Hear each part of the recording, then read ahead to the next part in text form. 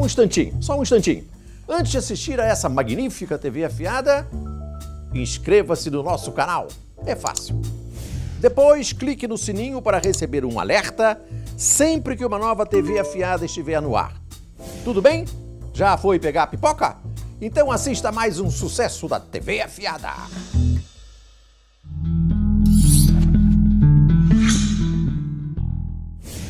Olá, tudo bem?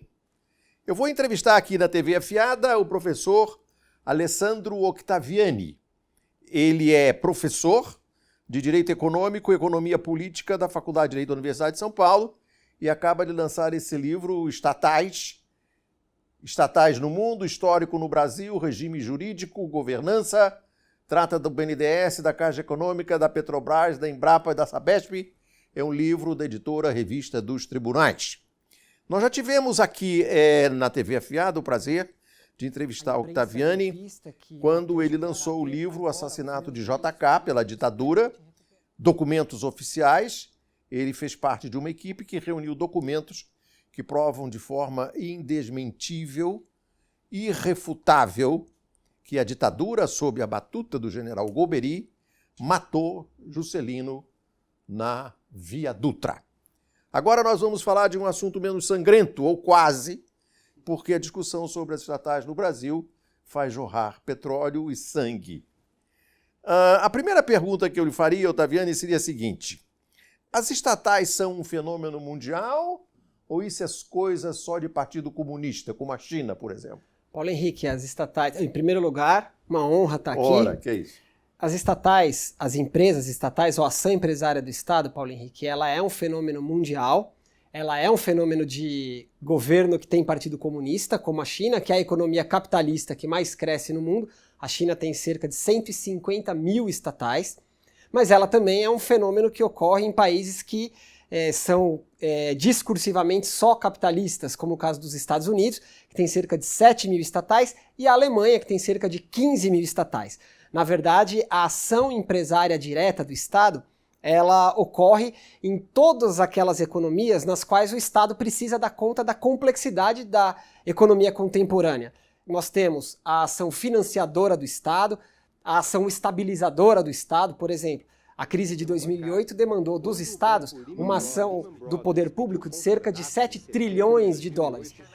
Nós temos a ação financiadora de inovação tecnológica. Os Estados Unidos gastam de dinheiro público cerca de 200 a 300 bilhões de dólares por ano só para incentivar novos ciclos de inovação tecnológica. E um dos tipos de resposta institucional à complexidade da economia contemporânea é a ação direta empresária do Estado, que está espalhada no mundo inteiro, inclusive nas economias de ponta do sistema. China, Estados Unidos, Alemanha são só 3 exemplos. Me dê um exemplo de uma empresa estatal americana. Nós temos no setor financeiro, por exemplo, as empresas do setor de hipotecas, Fannie Mae e Freddie Mac, o total de ativos dela é maior do que o PIB brasileiro em algumas vezes. Uhum.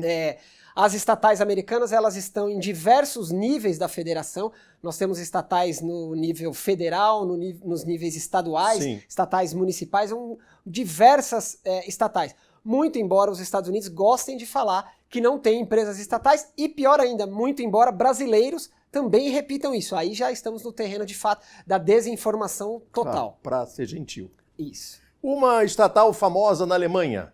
Vamos pegar um exemplo que a gente acha que é uma empresa privada. A Volkswagen, por critérios da OCDE, que é quem vocaliza os interesses dos países desenvolvidos para analisar o que são estatais, e inclusive às vezes criticar países que têm muitas estatais como a China, a Volkswagen seria uma estatal. Claro. Porque ela é um grupo de propriedade da unidade subnacional, da unidade federativa onde ela está localizada. Ela tem como um dos seus sócios o Fundo Soberano do Qatar, o que a coloca então como uma espécie de estatal binacional, quase igual a Itaipu, e ela ainda tem um pedacinho do poder de controle exercido pela família que deu origem à empresa. Então, é só um pedacinho das ações da Volkswagen. Exatamente. Sim. Só um pedacinho das ações da Volkswagen estão em bolsa, embora nós acreditemos que a Volkswagen seja uma empresa privada como outra qualquer. Ainda no campo da indústria automobilística, é bom não esquecer que a Peugeot e a Renault são empresas francesas estatais. Nos termos da OCDE, não tem dúvida nenhuma, e recentemente, quando nós tivemos aquele escândalo com o presidente da Renault, Peugeot e a companhia japonesa na qual ele estava articulando o negócio há muito tempo, eles estavam fazendo um grande conglomerado. O presidente da França, Macron, que é aparentemente um típico liberal, pró-privatizações, e falou o seguinte: aqui nós temos interesse expresso do Estado francês e nós vamos acompanhar de perto toda este desenrolar, porque ali está o interesse do Estado francês na indústria automobilística. E estatizou um estaleiro que ia ser comprado por uma empresa chinesa. O Macron.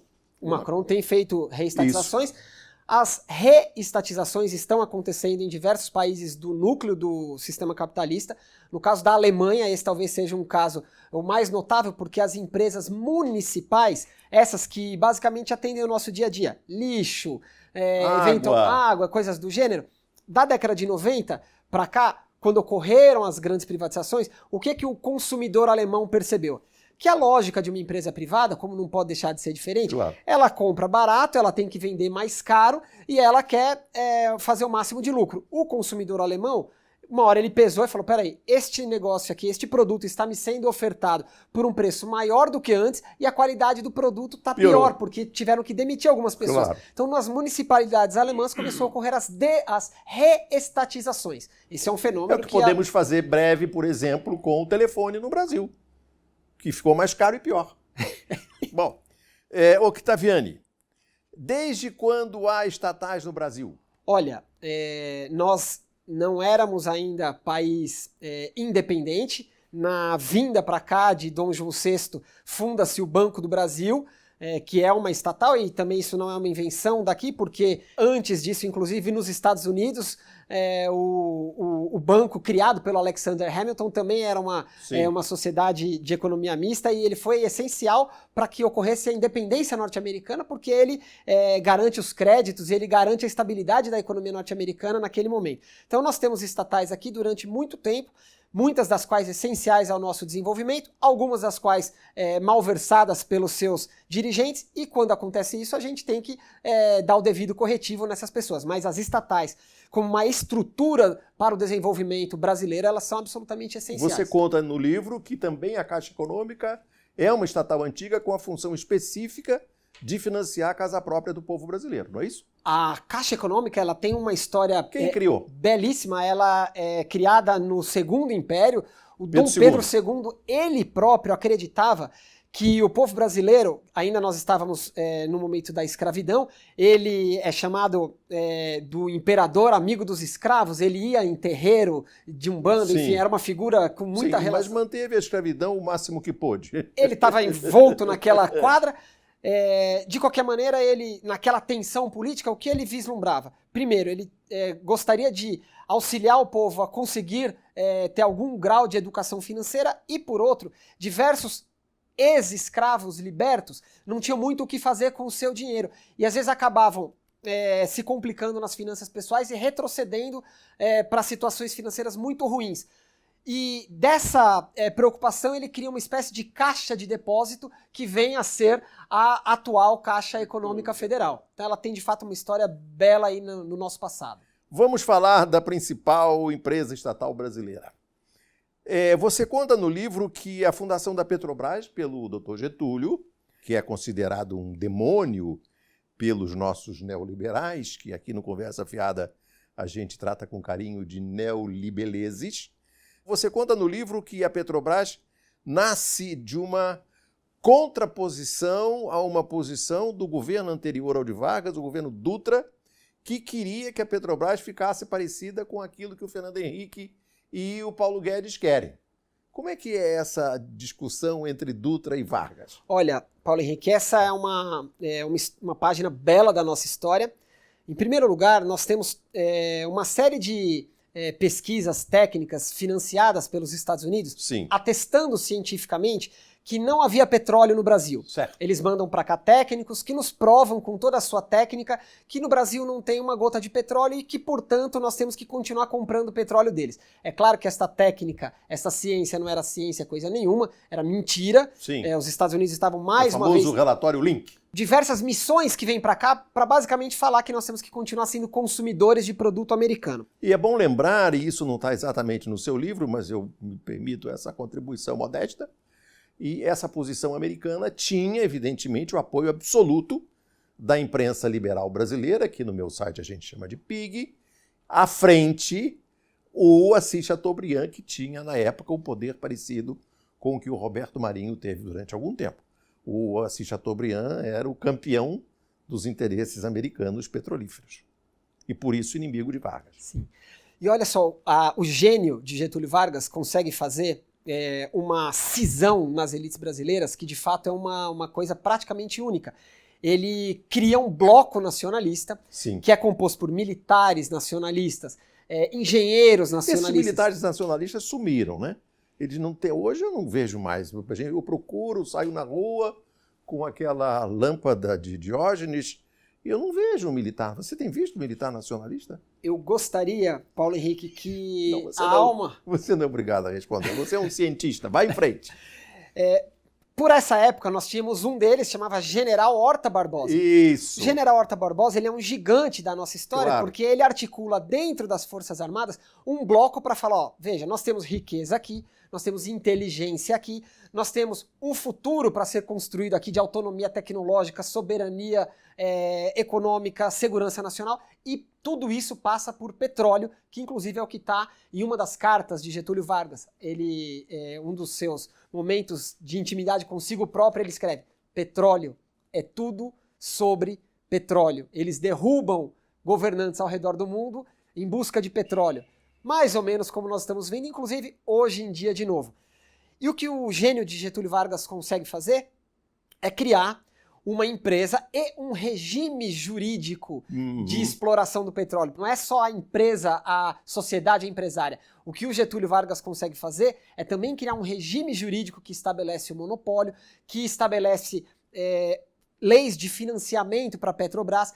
E ao redor da Petrobras cria-se um ecossistema tecnológico, tal qual nos diversos outros países do mundo, quando se tem uma boa riqueza, um produto relevante, aproveita-se aquela riqueza momentânea para pensar o futuro, para fazer daquela riqueza um trampolim para esse futuro tecnológico. Isso. É isso que o Getúlio fez. O Getúlio não estava sozinho, porque o seu descendente dileto, que é Juscelino Kubitschek, em 55 Getúlio é levado ao suicídio pelas forças que queriam abocanhar o petróleo. Do petróleo. Ele cita a questão do petróleo na Carta Testamento. Quis criar a liberdade nacional na potencialização das nossas riquezas através da Petrobras. E mal começa esta a funcionar, a onda de agitação se avoluma. Não querem que o trabalhador seja livre. Não querem que o povo seja independente. E o presidente Juscelino, que foi o único governador de estado, porque à época ele era governador de Minas, único governador de estado a ir no enterro de Getúlio Vargas e, portanto, se transforma no sucessor de Getúlio nas eleições, inclusive atrai contra si as mesmíssimas forças, ele diz na campanha... Tentativas sucessivas de golpe para que não tomasse posse. O Carlos Lacerda, que era um dos inimigos de Vargas e da Petrobras, dizia: se for escolhido, não será candidato. Se for candidato, não será eleito. Se for eleito, não tomará posse. Tomar posse, não governará. É isso mesmo. E olha só, com esta fala do Lacerda nas rádios, o que os filhotes de Lacerda, ancorados em diversos locais da sociedade brasileira, vão fazer? Na aeronáutica, por exemplo, eles vão tentar sucessivas tentativas de assassinato do Juscelino Kubitschek logo no seu comecinho. Tem um filme belíssimo que conta parte dessa história, Uma Bela Noite para Voar. O Juscelino está no ar, eis que se percebe que ele está sem gasolina, sem combustível, o aeroporto onde ele pousaria está sem luz. Tática GTE, aqui Força Aérea 2015, é urgente. E aí o piloto então chama um seu amigo taxista que fala: olha, se continuarmos aqui em cima a gente vai cair. E aí os taxistas de Belo Horizonte se reúnem todos em solidariedade ao presidente e iluminam a pista de um outro aeroporto. Quantas vezes na nossa história, Paulo Henrique, um presidente da República é salvo pelo seu povo? Geralmente o povo quer pegar o presidente da República em praça pública. Nesse caso, o povo quis salvar o presidente. O que diz o Juscelino na campanha? A Petrobras é intocável. E logo depois de eleito... E leva para vice-presidente João Goulart, que era o herdeiro dele, Vargas. Exatamente. Herdeiro afetivo, inclusive. Exatamente. E O Juscelino, na sua primeira viagem aos Estados Unidos depois de eleito, se encontra com Eisenhower. Eisenhower, ele era um monumento do mundo inteiro, porque ele tinha sido o comandante em chefe das tropas aliadas. O Eisenhower cobra do Juscelino nessa reunião a entrega do petróleo para as empresas norte-americanas. O Juscelino, lá em Mae West, nos Estados Unidos, quando perguntado pelo Eisenhower daquela forma direta que os americanos, ainda mais um comandante militar sabe perguntar, ele diz: presidente Juscelino, quando o petróleo brasileiro será explorado pelas empresas americanas? E diz o presidente Juscelino: nunca. O petróleo brasileiro será explorado pela empresa brasileira, porque os Estados Unidos até hoje só nos fizeram sabotar nesse assunto. Próximo ponto da pauta, presidente. Olha, isso é o Próximo presidente. ponto da nossa entrevista. Como é que o Fernando Henrique Cardoso e o José Serra desmontaram e tentaram destruir o processo da Petrobras de Vargas? No dia 1º de janeiro de 1995, quando Fernando Henrique assume a presidência, no seu discurso de posse, logo depois de ser saudado pelo seu professor Florestan Fernandes, no Congresso, Fernando Henrique Cardoso inicia a sua fala afirmando que ele vai enterrar a era Vargas. Isso. Portanto, essa é a chave para o que ele pretende fazer na Petrobras. A partir daí, vem diversas formas de desestruturar a empresa e, simultaneamente, o regime jurídico. Então, a mira primeira é nos artigos constitucionais que regulam o regime de monopólio da Petrobras. Claro. O 177, ele organiza constitucionalmente esse regime. Então, o governo do presidente Fernando Henrique, ele busca desagregar a proteção constitucional e trazer para cá parte daquelas empresas que sempre foram contra a Petrobras. E quando nós desagregamos uma estrutura produtiva como a da Petrobras, na verdade, não é só a exploração do petróleo, daquele petróleo que está ali naquela hora que está em risco. Na verdade, o que nós colocamos em risco são as cadeias tecnológicas para o futuro. E no caso específico do José Serra, isso aqui está contado em detalhe. Sim, no livro. É um capítulo imperdível do livro, o papel do senador José Serra com relação à Petrobras. Esse é um capítulo que, infelizmente, teve que ser contado aqui em detalhes. Durante a eleição que ele concorre com a então candidata Dilma Rousseff, ele já afirma que um dos compromissos que ele tem é o de desestruturar o regime da exploração do pré-sal. Sim. Ele é derrotado nas eleições, então ele não consegue fazer isso como presidente da República. Ele, logo em seguida, é eleito senador. Aqui no livro nós traçamos e documentamos diversos encontros dele com as empresas as multinacionais do petróleo. Ele foi captado pelo Wikileaks, dizendo à diretora da Chevron no Brasil que ia acabar com essa história da Petrobras do PT. Exato. Aqui nós temos... vem essas revelações dos sites que buscam informações privadas. De fato, ali se revela que ele estava tendo essa conversa com as multinacionais do petróleo, ao que os seus defensores falam que isso é conspiração, que este site não tem, que essas informações não têm nenhuma credibilidade, e vai passando o tempo. O livro tem a vantagem de ser posterior a tudo isso. Vai passando o tempo, ele se transforma em senador, opera exatamente aquilo que os sites afirmavam que ele ia fazer. E aí o governo Dilma, a presidenta Dilma, concorda com esta mesma proposta. Então, nesta associação simbiótica e trágica para o povo brasileiro entre PSDB e PT, nós temos a desagregação de uma boa institucionalidade para a exploração do pré-sal, que era aquele regime que estava constituído. Você conta também no seu livro que uma singularidade da empresa estatal norueguesa chamada Statoil. Agora, no regime do presidente ladrão, como a gente diz de conversa fiada, o Temer, o presidente da Petrobras, que a gente chama de Pedro Malan Parente, pela semelhança ideológica, ele conseguiu entregar um pedaço do pré-sal à Statoil. Ou seja, ele pegou um pedaço da estatal brasileira e entregou à estatal norueguesa. Muito bem.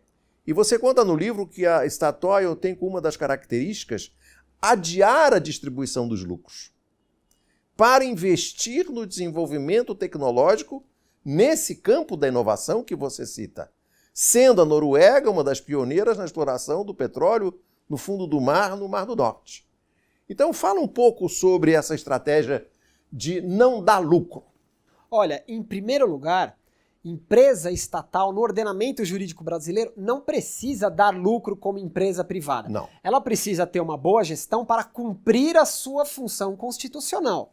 Nós temos dois Qual é a tipos. função constitucional dela? A empresa estatal, na Constituição brasileira, nós temos no artigo 3º, nós temos um mandamento constitucional que basicamente fala: o Brasil tem que superar o subdesenvolvimento. Superar o subdesenvolvimento é adquirir capacidade de autonomia econômica interna, para que a gente não fique dependente de choques externos, Claro. e nós temos que ter uma condição de vida digna dentro do nosso país. Esse é o programa constitucional que está na Constituição.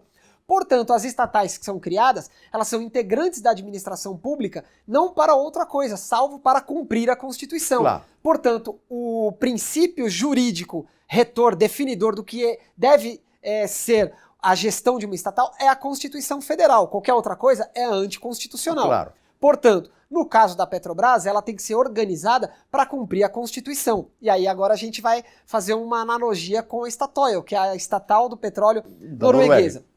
Nós temos um artigo na Constituição, o artigo 219, que afirma que o mercado interno é patrimônio nacional. Sim. E que será incentivado de modo a viabilizar a autonomia tecnológica. Se nós pegarmos o artigo 3º, que traz a pauta de superação do subdesenvolvimento, o artigo 219, que traz a pauta da autonomia tecnológica, nós certamente temos guarida constitucional para afirmar que uma estatal como a Petrobras, ela não tem como missão dar lucro aos seus acionistas privados, mas ela pode ser um instrumento de planejamento da economia brasileira para que nós alcancemos um outro patamar. E, inclusive, sem Petrobras, nós não temos transporte no Brasil para o agronegócio. Não. Sem Petrobras, nós não temos toda a cadeia de petroquímicos que movimenta a nossa economia. Sem Embrapa, nós não temos toda a exportação que o agronegócio traz de benefício para a economia brasileira. Ainda veremos a Miriam Leitão exigir que a Embrapa dê lucro.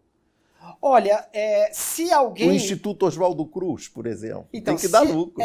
Se alguém vier com uma proposta como essa, eu terei que lembrar que em 2017, nossa economia exportou gloriosos 83 milhões de toneladas de grãos. Sem a Embrapa isso aqui não existia. Não. Então, se nós não levarmos em conta que a Embrapa é uma infraestrutura científica essencial para o nosso agronegócio, nós não podemos explicar o lucro que o agronegócio tem. Então, sem estatal uma economia como a brasileira, sem algumas das nossas estatais, nós simplesmente não andamos. E isto é assim em todo o país do mundo. Professor Octaviani, o que o senhor acha dessa ideia? Nós já respondemos aqui, obviamente, a questão de aumentar ou não aumentar o diesel. Mas eu lhe pergunto, e essa ideia do Guedes, desse gênio de Chicago, de querer vender as estatais, vender tudo? Ele quer vender tudo para salvar o buraco do governo. Qual é a sua avaliação disso? Olha só, eu estou com alguns dados aqui. Em 2018, agora esses dados estão consolidados, os 5 principais grupos econômicos estatais deram um lucro consolidado de cerca de 70 bilhões de reais. Petrobras lucrou 26 bi, Banco do Brasil 12 bi, Eletrobras 13 bi, Caixa Econômica 10 bi, BNDES teve um lucro de 7 bilhões. Então, mais ou menos, só nesses 5 grandes grupos econômicos, 70 bi. Tem uma notícia do Globo, 28 de março de 2019, lucro das maiores empresas estatais é o mais alto já registrado. Portanto, nós temos um conjunto de empresas que alcançou o seu recorde de lucro. Bom, aí nós temos uma outra notícia, de 23 de janeiro desse ano. Paulo Guedes quer arrecadar cerca de 75 bilhões com a venda das estatais. Então essa conta é mais ou menos assim. Nós vamos vender as nossas empresas, no caso ele está falando de vender tudo, ele gostaria de vender tudo. Então nós vamos vender as nossas empresas mais ou menos para arrecadar o que elas deram de lucro. Então, assim, de fato, eu tenho 2 desafios a fazer para essa lógica econômica. O primeiro é o seguinte: o atual secretário das privatizações, que é um empresário muito bem-sucedido, muito competente... Salim Matar, da Localiza. O Salim da Localiza. A empresa Localiza lucrou no ano de 2018 659 milhões de reais. Que beleza. É uma belíssima empresa, gerida por uma pessoa de alta competência, Isso. que agora vai gerenciar o programa de privatizações. Isso. Se ele achar que é um bom negócio vender a empresa dele por 1 ano de lucro, aí eu acho que pode ser um bom negócio vender as nossas por um ano de lucro. Só que eu tenho um outro desafio também para fazer, que é o seguinte, olha... Ô, Octaviani, você está desmoralizando o pessoal. Mas olha só, em 2017, a lista da Fortune Global incluiu 48 estatais chinesas no total das 500 maiores empresas do mundo. O lucro das empresas do governo central chinês foi de 217 bilhões de dólares. Se nós convencermos a China a vender essas estatais pelo lucro que elas deram em um ano, também é um bom jeito de fazer negócio. Por quê? No Salim como empresário, eu acredito. Nos chineses como empresários, eu acredito. Sim. Se eles dois toparem isso, aí eu acho que esse é um bom jeito. Se nós não convencermos os dois a fazer isso, aí eu acho que a gente precisa melhorar o nível do debate, Paulo Henrique. Aí essa proposta não está muito séria. Professor Octaviani, eu elogio antes de mais nada o seu senso de humor e não deixem de ler Estatais. Alessandro Octaviani e Irene Patrícia Nohara, da Revista dos Tribunais. Vocês lendo o livro não terão noção do senso de humor do Octaviani que vocês puderam captar agora nessa magnífica entrevista. Obrigado. Eu que agradeço. Muito bem. Gostou dessa TV afiada? Ela está cada vez mais afiada, não é mesmo? Então, se você gostou mesmo, não se esqueça de deixar o seu like e fazer o seu comentário, porque senão... Se você ainda não se inscreveu no canal da TV Afiada, basta clicar no botão inscrever-se. Depois, ative o sininho para receber um aviso sempre que um novo vídeo for ao ar. E a melhor parte é de graça! Boa sorte!